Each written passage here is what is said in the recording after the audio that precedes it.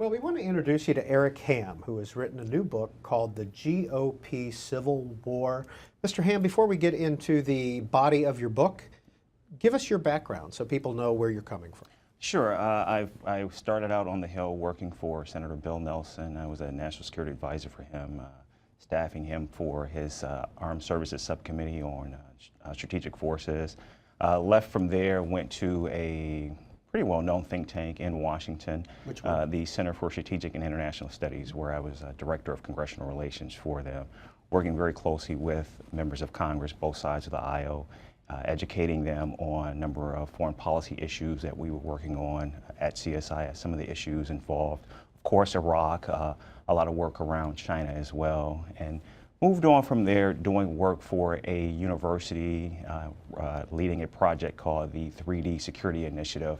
So working on peace-building issues and how to incorporate peace-building measures into U.S. foreign policy, but still working very closely with members of Congress and members of the administration and staff as well on a number of different issues. How did you get into that line of work? What's your education?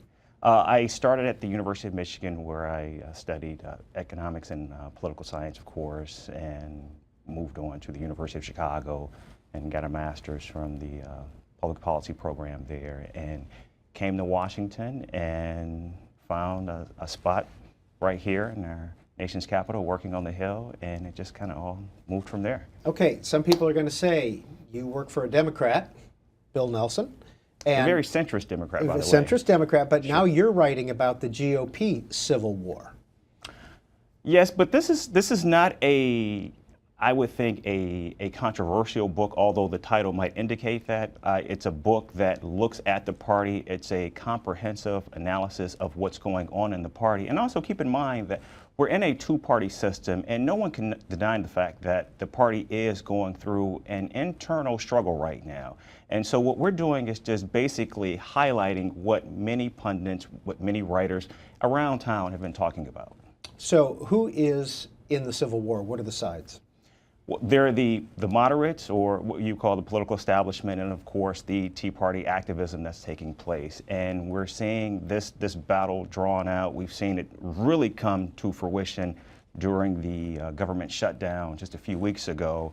And when that whole situation finally ended, you had, I would consider one of the Tea Party mainstays, Sarah Palin, come out and say that they are going to be looking at key races in 2014 where they're looking to take on many established conservatives, namely Mitch McConnell. And I think this is only ratcheting up, and I think we're going to really see some major damage, I think, within the party in 2014.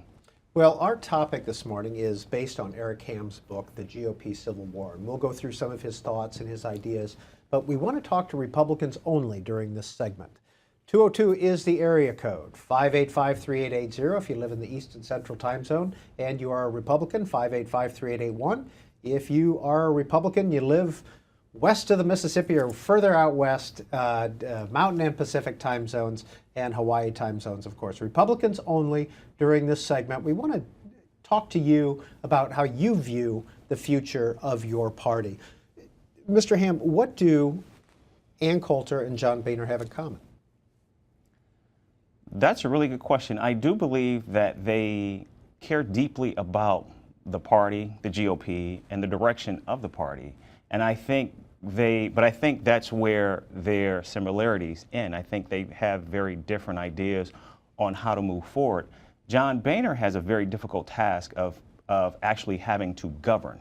And he has to appeal to, I think, a very activist base within his party, but he also has to think about the direction of the country at large in terms of how the country is moving forward. And we're dealing with some very major issues right now.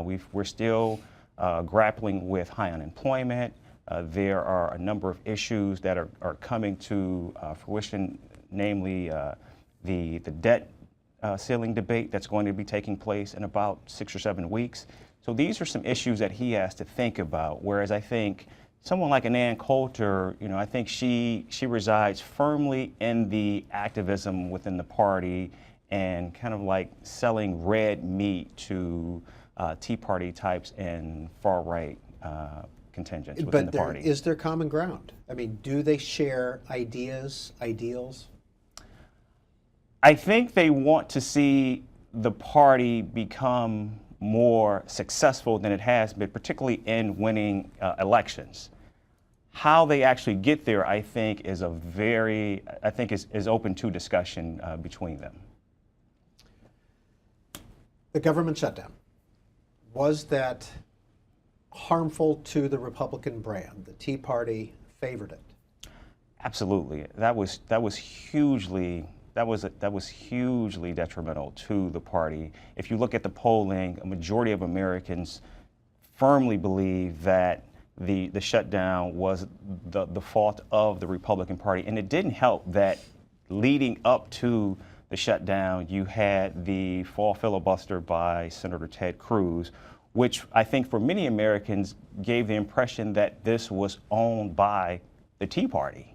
And that I think what it did was cement for many Americans that the GOP has a very difficult time trying to govern.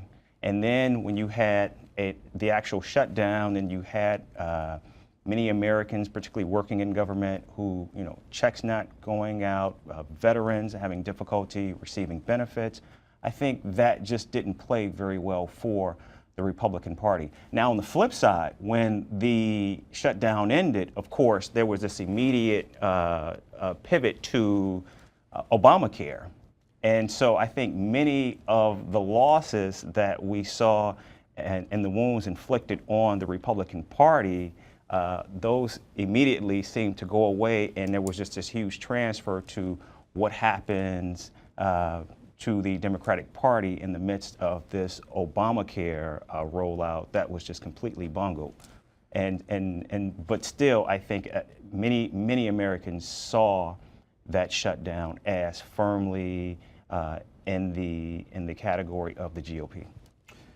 What's on the positive side of the ledger, in your view, for Republicans right now? It's a good question. Actually, Republicans, I think, are in a really good shape in that, one, they do have control of the majority of the governorships and legislators throughout the country. Additionally, and I talk about this in the book, there are no shortage, I think, of great potential candidates in 2016. In fact, I would say that they have a much deeper bench than the Democratic Party, beginning with, of course, Chris Christie, who we saw win in a huge landslide in a blue state. Of course, his issue is going to be, can he bring the party together, the activism wing and the establishment wing of the party? But winning the way he did in a blue state, I think, goes a long way in securing his bona fides going forward in 2016. Of course, you have potential candidates like Governor Bobby Jindal, former Governor Jeb Bush, possibly, I think, a dark horse like Susana Martinez in New Mexico. Of course, she hasn't talked about running. She's avoided the limelight. But still, I think you just have a number of candidates with gubernatorial experience who I think could play well in 2016. In your book, The GOP Civil War, you write, the road ahead for the GOP is wrought with great challenges. As a party that has become more tone-deaf and intransigent since the election of the first president of color, the other seemingly insurmountable hurdle to climb for the GOP is young voters. The Republican Party lost young voters among a number of demographics that I think they'll need to win going forward. In 2012, young voters, not just young voters, but women, people of color. And I think if the Republican Party wants to be seen as a national force going forward, they're going to need to find a way to promote policies, promote ideas that resonate not only with young voters, but with women, with minorities. And I think many Republicans thought that Barack Obama was running a campaign geared towards 2020 and maybe 2016, but we saw the the race that he ran and the demographics that he was able to bring along, I think we saw that we're much further along